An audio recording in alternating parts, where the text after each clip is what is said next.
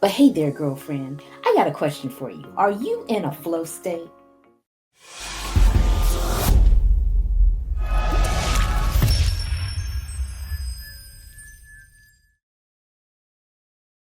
Well, we are going to talk about that today because this has really been heavy on my heart when it comes to helping introverted entrepreneurs really walk in their gifts. And we're going to talk about the flow state because walking in flow is really where you want to be. Why is that, you may ask? The reason that I think it's better for you to walk in your flow because you're really focused on the activities that you are participating in more so than the results. So whether you are achieving or whether you are learning and growing as you are doing the activity, you are boundless to the energy that it requires to do it because you're just really centered on the activity more so than the results. So I wanted to focus on that because I know that when we are truly in our flow, we are using the gifts that we are blessed with as introverts.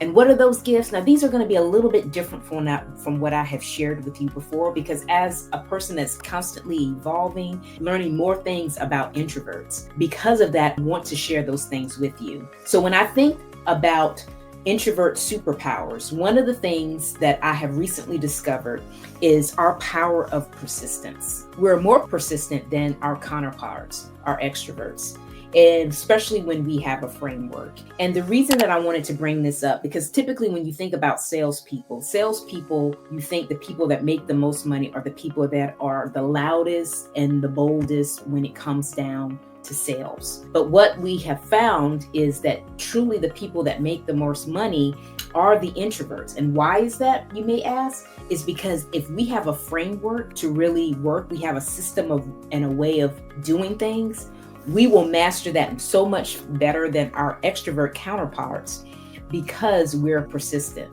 Typically what happens to us, we're overthinking things and we're not necessarily sure about how to do things. And we're slower to act. We are more reflective than we are action takers. And because of that, that's what holds us back. But once we have a flow, once we have a system on how to do things, we can do better than the average extrovert because of that flow. Because we know that if we really focus on the activity and do the activity that is required, that we know that's going to get us the results, we're going to focus on that activity so we can get the results. Where extroverts can be easily distracted, kind of like, oh, there's a squirrel type of thing that will cause them not to really focus on the activity, but be focused on the things that are going on around them. Because of our persistence, we're able to do better than they are. So that's one thing. The second thing I wanted to share is our tenacity to solve complex problems. And I was really excited about this because I know personally I went through this myself. I had been working to connect my ClickFunnels account to my ConvertKit account. So I had been told countless times that I was only able to transfer over the first name and the email address from my ClickFunnels account.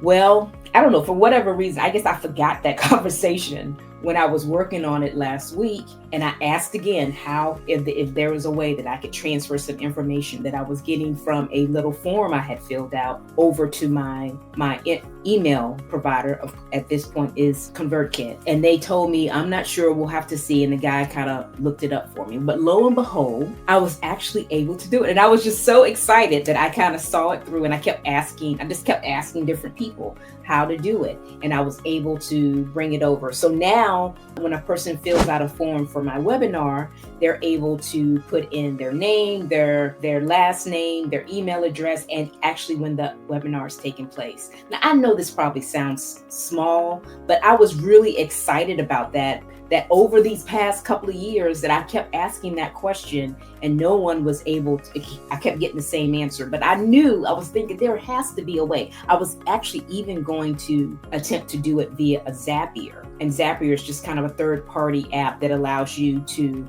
connect to apps that are not necessarily connected. But I was so excited that I was able to do that. And it was because of that tenacity of problem solving that I was going to find a way, make a way, use my engineering problem solving skills to really figure it out, and then ask questions, and then be hanging out with people that had bigger visions and are willing to go the extra mile to kind of figure the things out too. that I didn't just sit on my hands and was just like, oh, this is not going to work.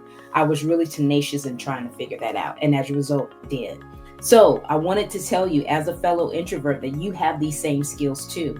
So if you're trying to figure something out, see it through. You're going to figure it out eventually. It's just you got to be persistent, as I said before, and then you have to have that tenacity to want to solve the problem. The third thing I want to tell you about is our reflective skills. And I was reading this book called Quiet by Susan Cain, and they were talking about the Enron scandal, that a lot of the people that were involved in that were extroverts, and that there were introverts that saw that what the Enron executives were doing were wrong, and they made it known. But for whatever reason, the extroverts they rised above it because they were very bold and very vocal about how their strategy was so much better. But in the end, we saw what happened with Enron. I think we should make sure that I'll say it this way, that we need to stand on our reflective skills and not having to follow the herd on doing certain things, but we have to be more vocal about it. I think oftentimes as introverts, we are not as vocal as our extroverted counterparts. And because of that, people don't take us seriously. So in your reflective time, if you feel like something is wrong, make a stance, make sure that you're heard, and let others know about it. Because more than likely, as time goes on, because of your reflective stance, you are going to be the one that is going to save the day. You just got to make sure that people are listening to what you have to say. So make it a point to use that reflection to really help others make the right decisions. And then fourth, I wanted to also say that we're not driven by superficial prizes. We are driven by what is right. I'll say it that way. Not saying that all introverts are doing the right thing.